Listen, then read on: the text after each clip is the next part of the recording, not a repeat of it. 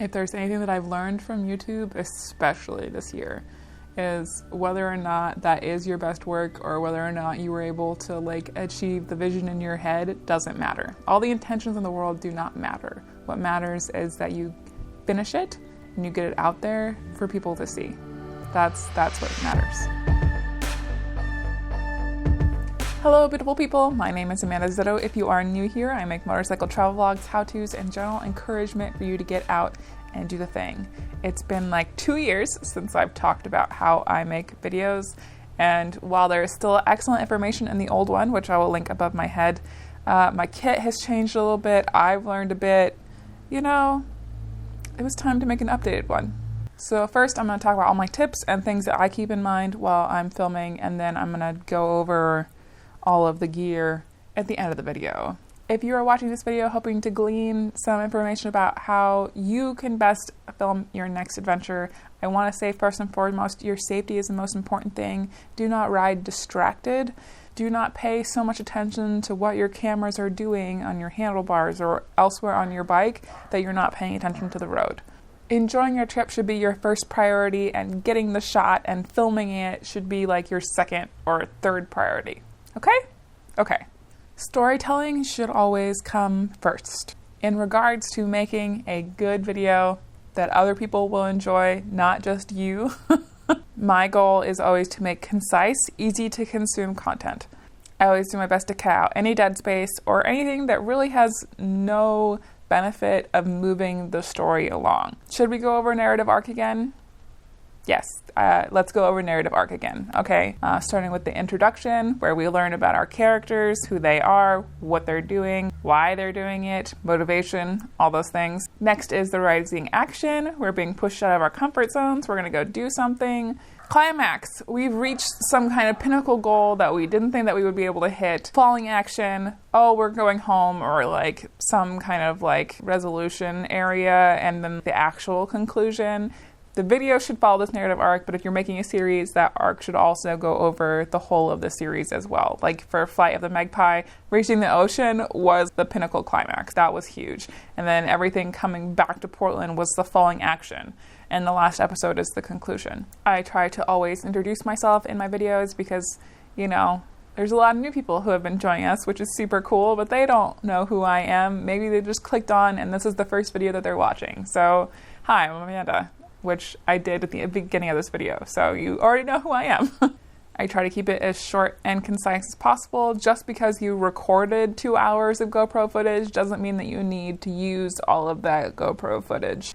Another really good question to answer to keep vlogs interesting is like, what is the challenge? What is the obstacle that I have to get over, and how do I get over it? That solution and problem solving and that conflict is what drives narrative arcs. Do I always successfully answer all these questions? No, I don't. It's a goal. We're striving towards getting better at these things, you know.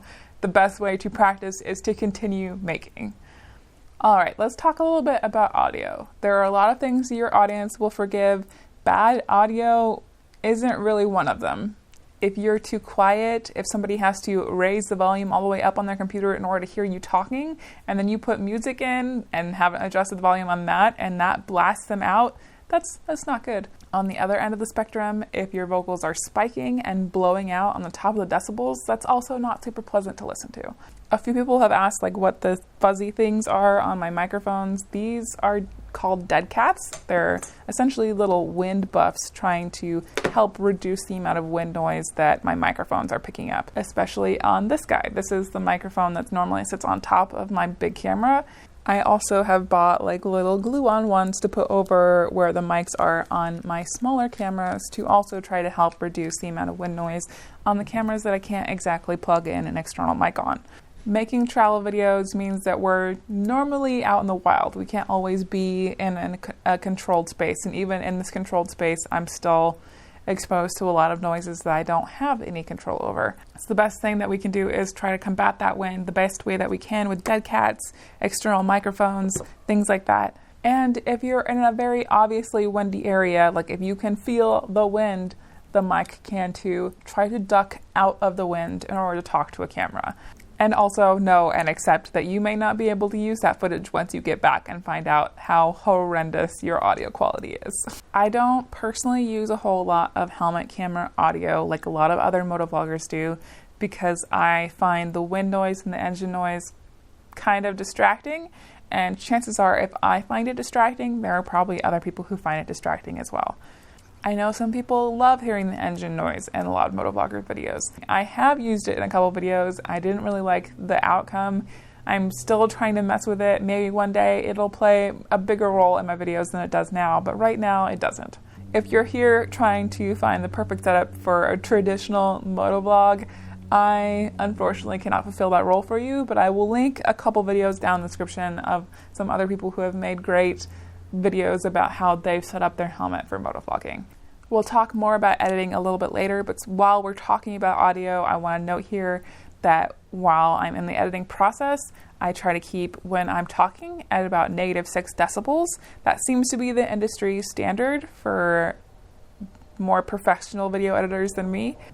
I also reduce the level of music, even for B-roll when it's full blast, down to -10 decibels, because that music was made with professional equipment. So the bass and treble in that music is going to blow whatever camera, GoPro, or microphone that you use to record your audio with. So if you just take that music and dump it in your editing queue and just leave it there without adjusting the volume of the music, chances are it's going to blow out your poor audience's ears. They're going to have turned up the volume to be able to listen to you comfortably, and then the music will start and it's going to be really loud. This is also trying to take into account that everybody's going to be watching your video on a different kind of device. A phone with headphones in or just phone speakers is going to be way different than somebody trying to listen to it with nice headphones on a computer, or even trying to watch it on TV if they have surround sound or something like that. If you don't adjust the volumes of the music, it's awful. If I'm trying to talk over music, I also try to make sure that the music is at -25 or even -30 decibels, especially if it has a lot of bass. Sometimes I put it even lower. The goal, if you're talking over music, is not to focus on the music, it's to focus on you, the person talking. I also do my best not to use music with lyrics in it as background music when you're talking. Nothing is more distracting than having lyrical music under somebody talking. I get the music that I use in my videos from Epidemic Sound. It's a monthly subscription platform. I think I pay like $15 a month, and I can download however much music I want, sound effects, all the good things, as long as I'm using it on my channel. I have a referral link down in the description if you would like to try out Epidemic Sound for a little while. I also have a link to the soundtrack for Flight of the Magpie down there as well, which is also hosted on Epidemic Sound. I know a lot of people said how much they enjoyed the music, which just made me feel nice and warm and fuzzy, because I take so much time to find music that like works with what I'm trying to express. So that just made me feel good. So thank you. Music is a very strong emotive tool. I do my best to try to very specifically select things that are going to match and convey the feelings that I'm trying to express to the audience. So if I'm having a really bad time, I just dropped my bike, I'm not feeling the best, playing some upbeat classic rock is going to feel kind of jarring and a little bit inappropriate. Let's talk for a second about B-roll. You should never underestimate the power of good B-roll. If you didn't film it, did it really happen? The good stuff and the bad stuff. If I tell you about these crazy rocks that I found in eastern Montana, and it was like the most magical place that I ever motorcycle camped, but I didn't have any footage to lay over that story, it would be really hard for you as the audience to try to imagine what that place was like. But if I say that I found the state park in the middle of nowhere in Montana, I set up my camp, and I made dinner there. It was so peaceful and so nice, and I took a little walk through the rocks, and I had clips of those things to show over that story, you have a much better understanding of what I was experiencing. B-roll is what we use to establish where we are, how it feels to be in that place, and also give you context about what we're talking about. Good B-roll will be a mix of shots, like wide, mid, and close-up. So maybe a wide pan shot of a landscape to let you know where we are, but also a lot of close-ups of like plant life and details, things that make me feel like I am there that you wouldn't be able to see in just a wide pan of that area. And also like maybe a couple mid shots of you in that place. I have never thought that it wasn't worth the extra effort to put up a tripod, set up the camera, and just get a clip of me in that place. Even if it's just a photograph of me in that place, it is always worth it. Yes, it's a little bit of extra effort, but the thing that makes that video unique to you and not just like some nature documentary is having you in it. I try to break up my helmet camera footage as much as I can with clips from my other cameras to try to keep the angle and the thing that you're looking at different to keep your attention, especially because action camera footage can become quite flat and a little bit boring to look at, and if you look at it for too long, everything looks the same. Like I said, it is always worth the extra 5 minutes, even just to pull on the side of the road, take the camera out for a second, pan, put it back in the bag, and keep going. Being able to have a wide angle shot that the action cameras do really great, but also being able to stop and use a different camera that will be able to capture the depth of that landscape really tells more about the feeling that it's like to be in that place than just one wide angle pan shot. I guess the whole point of the idea is just to switch it up. Even if you only have a GoPro and your phone, being able to switch between your phone and your GoPro is still going to do better than only using one camera for everything. It's also important to capture little things that don't feel like they're that super important in the moment, but you'll wish you had captured later. Stuff like what you ate, the outside of that restaurant, the inside of that restaurant, if you feel comfortable filming, and if it's okay. Don't record other people without their permission. Guaranteed, if you film a bunch of stuff that you think is important and you don't film some other stuff because it doesn't feel important, chances are that that thing that you didn't think was important will be important to whatever story you're going to tell when you get home. Every time for me. Every time. I ate at so many cool mom and pop restaurants in the middle of nowhere, Montana on the pilgrimage. Do I have any footage of that? No, because I didn't think it was important. All of those little experiences, what you ate, where you stopped, where you slept, all of those things add up to make the experience of the trip as a whole. Your time off of the bike is just as important as your time on the bike. The rule of thirds and framing your shot is also kind of important. If you don't know what the rule of thirds are, here's my little crash course, okay? So we draw a line here, and then one across here, and one across here. The points where those lines cross are focal points. So you either want your subject totally centered in the frame or on one of those points. Their head, I mean. Hopefully, like in one of these 2 points where you want their head to be, especially if you're taking portraits. But if you want to emote that they're feeling small or if they're not feeling good, like down these bottom corners are good for that. If we're framing a landscape, then we want the horizon line to either be on the top line or the bottom line.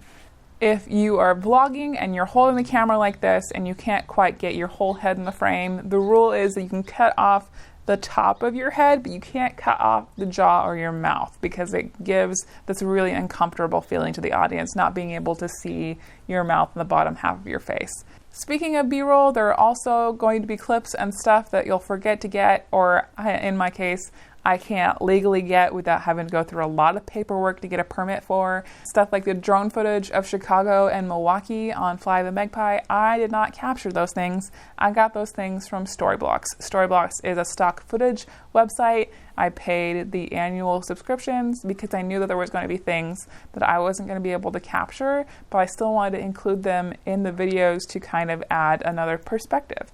And I think it was kind of worth it. I don't suggest that everybody get a subscription to Storyblocks because it's not always worth it. And they don't always have all of the things that I need, but you know, here and there it's helped kind of fill in some of the gaps. Briefly, let's talk a little bit about lighting. I talked more about lighting in the first video that I did about how I make videos. The main thing I'm going to leave here is just try to always take into consideration the lighting that you're in when you're out in the world. If you're trying to talk to a camera and it's midday and it's hella bright outside, try not to face into the sun while you're talking to the camera. Try your best to find a shaded area, even if that's like beside your bike or something, to film in so the light on your face is more even. Or if you have to face away from the sun, make sure that you're centered so that your camera is exposing for your face and not the background. If you're in a hotel room, set yourself up so you're facing the window and pull not the blackout curtains, but the nice like thin white ones. That's a fantastic diffuser. Natural light is your best friend when filming. Key example, I'm set up at the edge of my garage with my garage door open because the natural light from outside is gonna be 10 times better than whatever I can set up in here.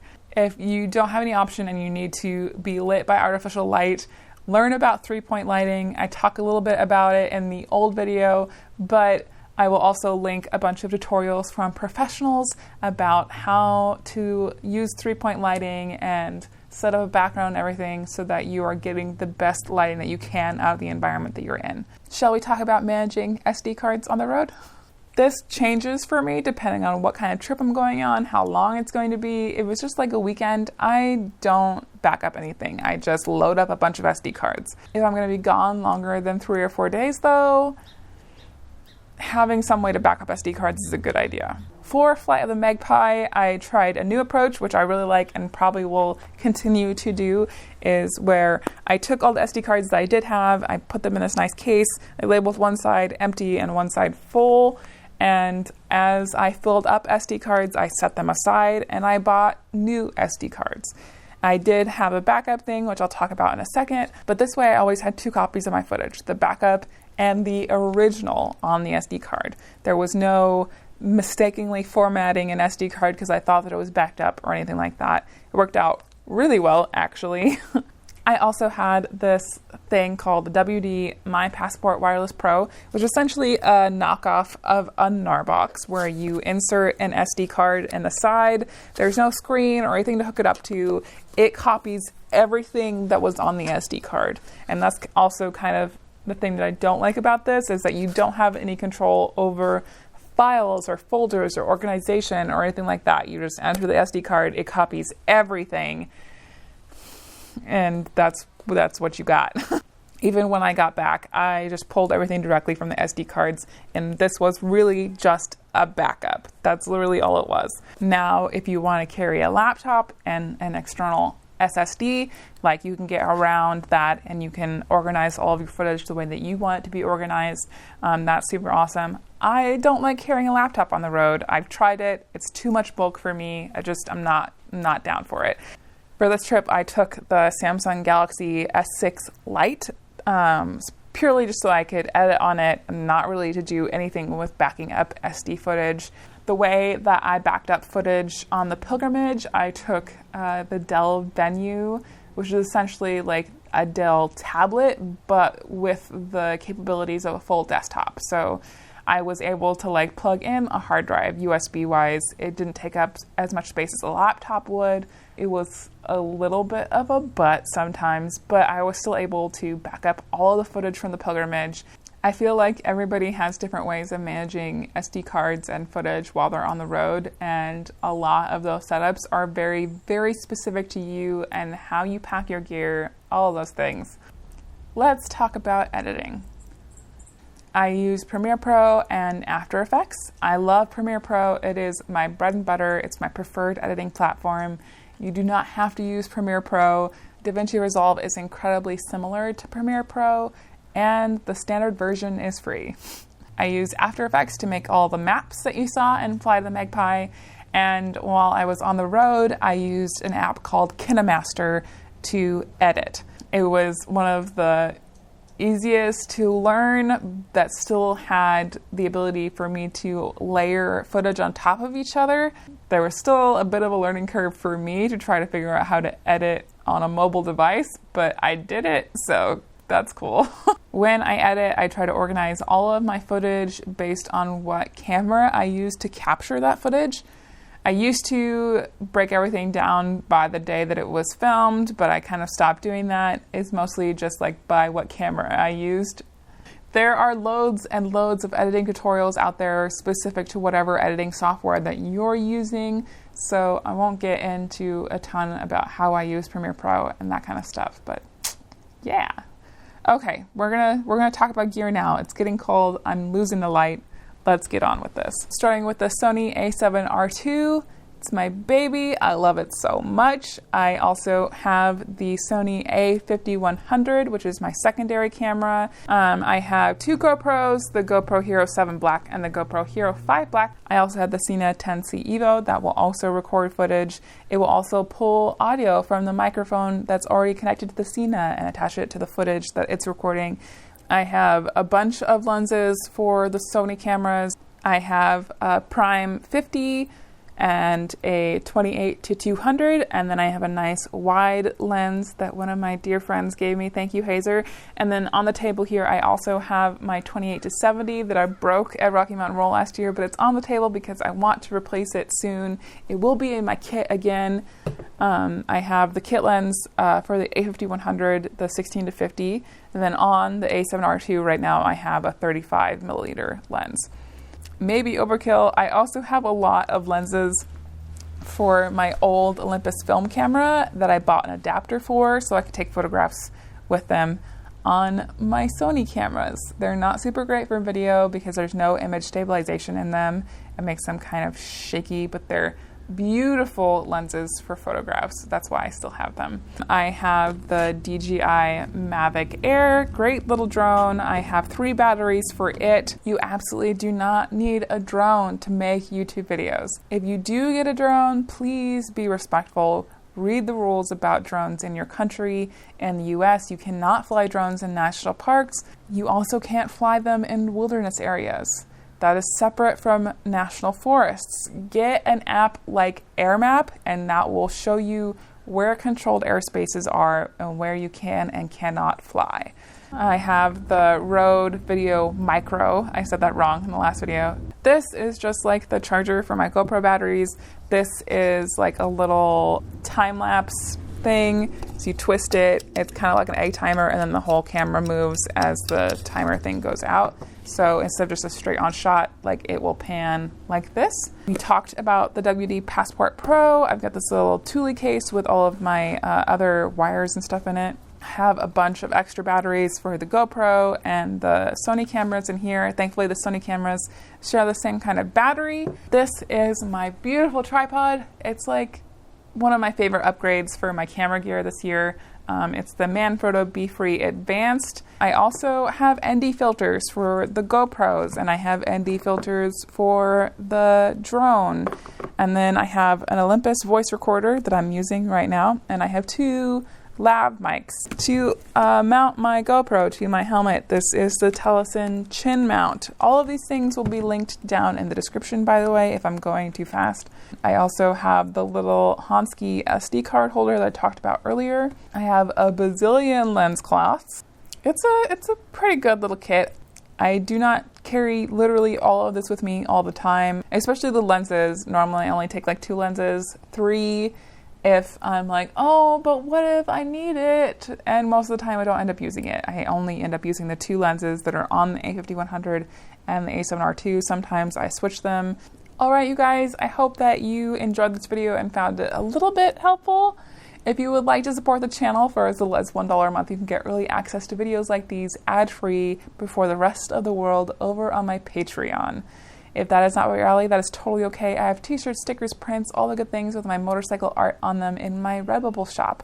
I also have prints and stickers in my Etsy shop if you would like to get something sent to you, hand packaged by me. If you can't support me monetarily right now, that is absolutely okay. I appreciate you guys just for being here and watching these videos every single week. And screen crew question. What is that one moment, whether you make videos or not, that you wish that you had pictures of or video of that you either just couldn't get to your camera in that moment or it didn't even occur to you while it was happening? I know that everybody has at least like one moment like this. I have a bazillion, but then again, I'm a YouTuber, so that's besides the point. Okay, guys, I'll see you later. It's cold. I'm too lazy to set up lights. The garage door is open. Giving a show to my neighbors. That's fine. Not gonna lie, I've been putting off making this video, partially because I still don't feel super great, but also because like I just don't feel like I have the energy to do it properly, but that's not an excuse not to make videos. Sometimes we just gotta do what we can do right now and leave it to ourselves further down the line to do it better. Especially with a topic like this, like I feel like my kit is always changing, so